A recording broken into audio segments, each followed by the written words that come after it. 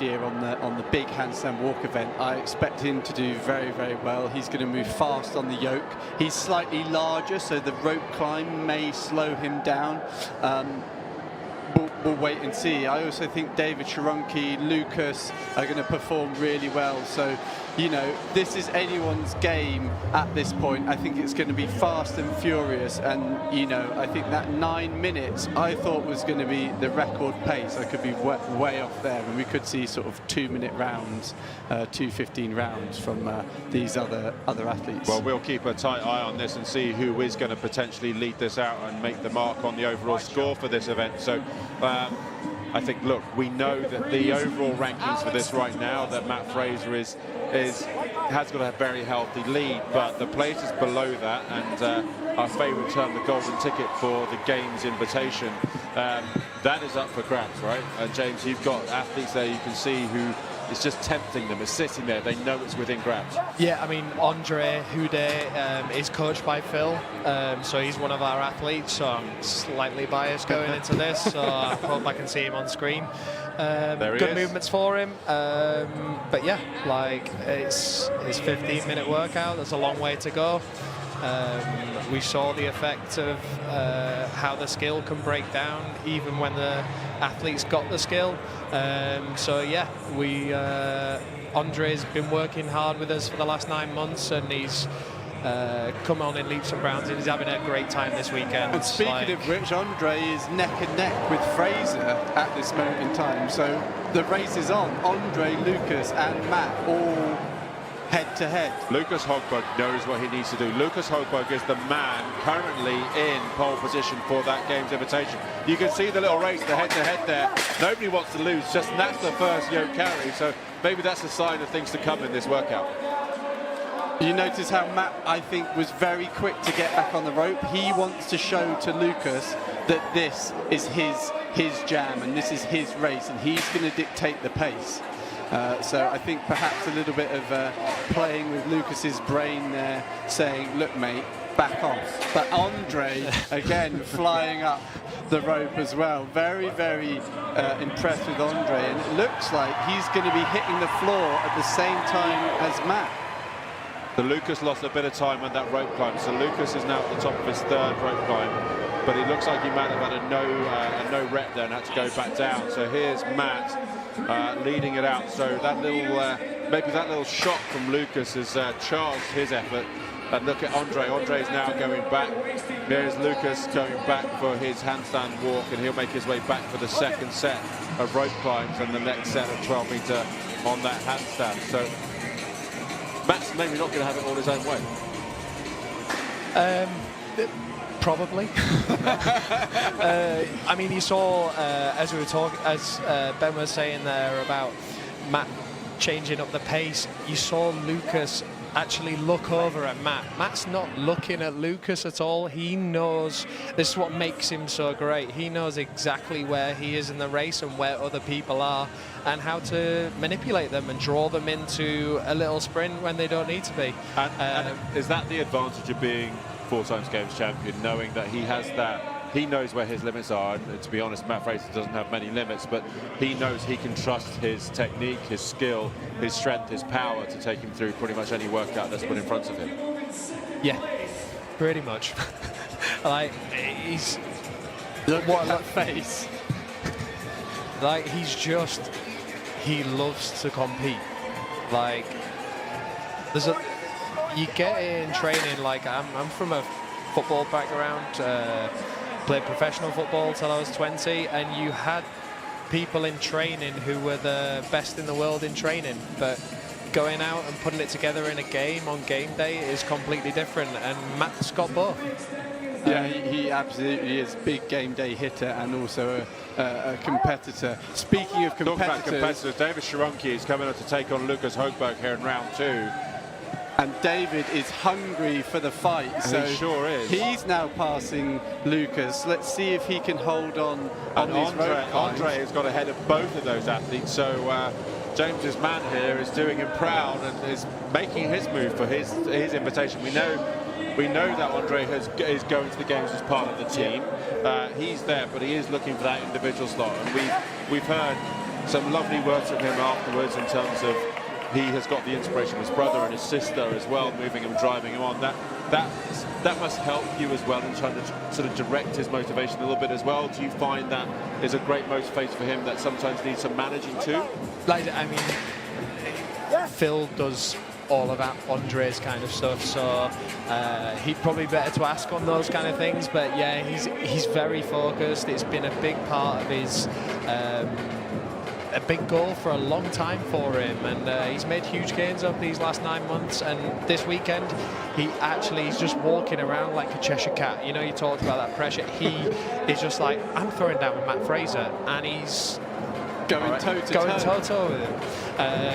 Matt's a little bit in front, but like I say, he didn't dream going into this, but he will be looking to his left and seeing Matt Fraser being the only person in front of him.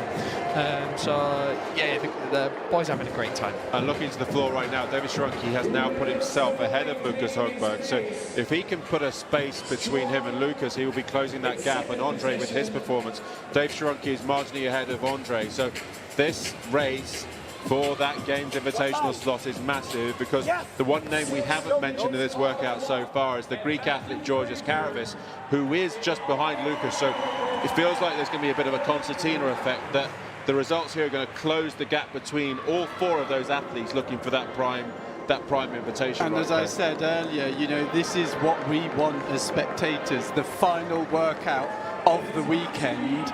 A few points between it means they're going to have to go all out and put on a show for us, and that's exactly what we want. So actually, as we look at the standings going into this workout, Matt Fraser is ahead on 312 points, Lucas Högberg there on 305, and then it's the next athletes, Georgios Karavis 271, Andre Ude 242, David Sharonki 240, and Nikolai Buladal, Will Murad, Bronislav Alenkovic are all there around the 230 mark. So we know there's nothing in it. We know that this is all to fight for with an event and a half to go.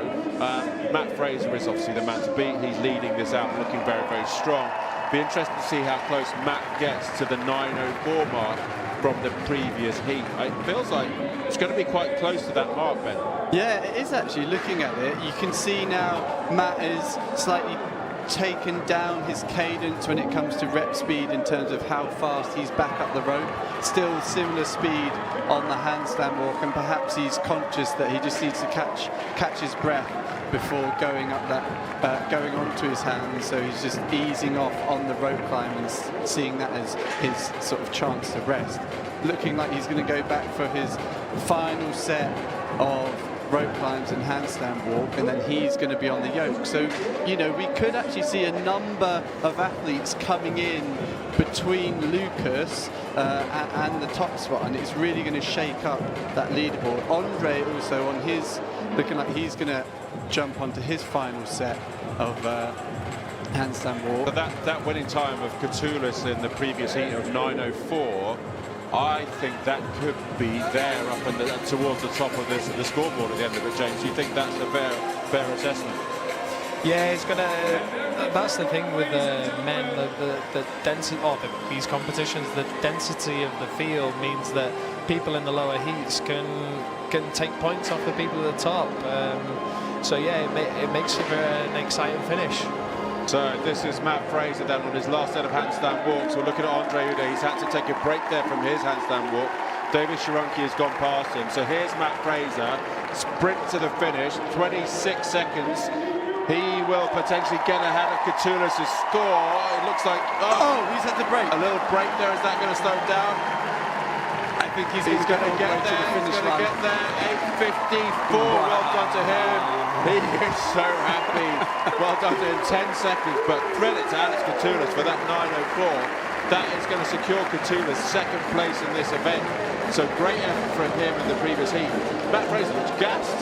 Look at his face. He worked for that, and I don't think it's all that often that you see Matt Fraser having to sprint through an entire workout. So here's David Sharonki in second place in this heat. He is pushing for the third place overall. So he's onto his final yoke carry.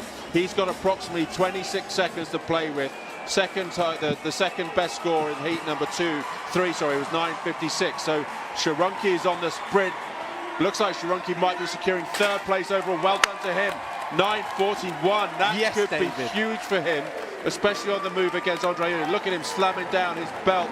Ude's now struggling a little bit with these handstand walks. He's into his final round, but this handstand is just maybe biting back on him, James. And when that happens, it's hard to get yourself back into the game, right? And sorry to interrupt, but There's Bronislav We haven't storming spoken through. about him, and there he is. Bronislav Alenkovic, another big finish, 10:08. Yeah, it is tough to go to bring it back, but we knew going into today that it was going to be fight, and Andre's got to leave it all on the floor, and he's done that. He's putting fighting it in. hard. You can He's see fighting him there. hard, and yeah, we're proud of him. In lane number 1 here, we've got Nikolai Biladal crossing the line in 10:30. So there's some gaps forming here in this, and actually just inside Andre is Georgios Karavis. So the two of them, here comes Andre on his final push. If he can get under 11 minutes, he is giving himself a great chance Come on, Andre. of scoring some good big points to push his case for this elusive invitation to the Games. Here we go. Is he going to break 11 minutes? He is just about. He is there. Well done to Andre. Good You've got to job, be proud Andre. of that effort from Andre there. And Absolutely, he's still in doing the awesome. background, we've still got Lucas working away on his Lucas final. knows he's got to get a sprint in here. He knows he is fighting for his points and fighting for this second place, which is so crucial to his chances. And I tell you what, I cannot wait to see this leaderboard and the overall standings. I can't wait for the final workout. It's going to be quick. There's going to be drama in that final workout. Wow. So here's Will Murad making his final push for the line. 11:35, 11:36. Well done to Will. and you just see how much this workout is taking out of these athletes. They're all crumbling to their knees when they've finished on the yoke. And I think, you know, on the paper, you don't realise how cardiovascularly challenging these movements are, James. Yeah, I mean, having 250 kilos on your shoulders is going to compress your spine. You're going to be bent forward slightly, which is going to limit your lung capacity and the amount of air you can take in, which is where it begins to catch up with you later in the workout. And here's Georgios Karavis now moving back. You can just see there in the background, Zach George is also out there, but this is Georgios pushing for his final yoke carry. Let's see what time he can get and what impact he can make on the scoreboard. But you can hear the crowd going nuts for both Georgios and Zach. It's 2.5 minutes left on the clock, so can Georgios break 12:45? We shall see. And Zach still seems to be on his... He's just about to go on to his Well done, Georgios fourth Karavis. round. So Zach is a little bit off the pace here. Perhaps it's the handstand walk that he's been struggling with. I know he... Far end of the floor, Marcus Eriksson is also on. Looks like he's going through the completion of the third round. Zach looks in pain. Yeah, that grimace is a serious load through the body. You can see Dave Sharonki in the background cheering him on, cheering his countrymen on there. Zach has qualified for the Games as national champion, so he's already secured his place at the Games. And what does that do for an athlete in terms of that sense of knowing you've got that spot and the confidence it can give you? Well, it's giving you confidence, but it's also, I mean, we don't know where he is training now. Like Sam Briggs, Emma and Elliot, they've all been on a down period for us, so they're not particularly in great shape, competition shape right now. Whereas, so I couldn't comment on how Zach is. He's obviously achieved what his goal was, which is going to the Games, and it's awesome that we got 2 UK males there. So yeah, it's going to be an interesting season. But how much does he weigh? I think he's around the 98 kilo mark. 98 kilos, upper rope 24, my maths, 24 times. Yeah, that's a lot. And upside down, like you say, it favours him on a yoke, but the sways on the gymnastics here, and at 98 kilos, that's a lot of work. And James, that's a really good point you've made there, is that because the season is much longer now, you may just choose to target one part of it, and then you go into a sort of almost off season. And we see on Zach's social that, you know, he's obviously qualified through the Open. He's done a number of competitions in between that, and it may be that he's, you know, just using this as competition experience, not necessarily wanting to peak for it, and just see it as a sort of almost training simulation weekend. Yeah, I mean, you can see that with Matt. Like, Matt looked gassed. When does Matt look gassed at the games? He doesn't. He's peaked for the games. He knows how to do it, and he times it perfectly. So that's the evidence of competing. There's the science element of it, and outside looking in, you don't know where they are in training.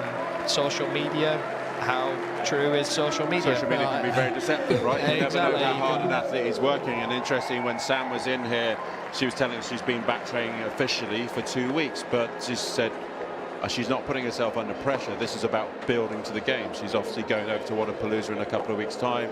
She'll take that work on as part of the team, and that will be part of her preparation. So I imagine for Zach, he's maybe, as we said, maybe looking for a bit of competition just to see where he is and to get his body right for the full-on attack later.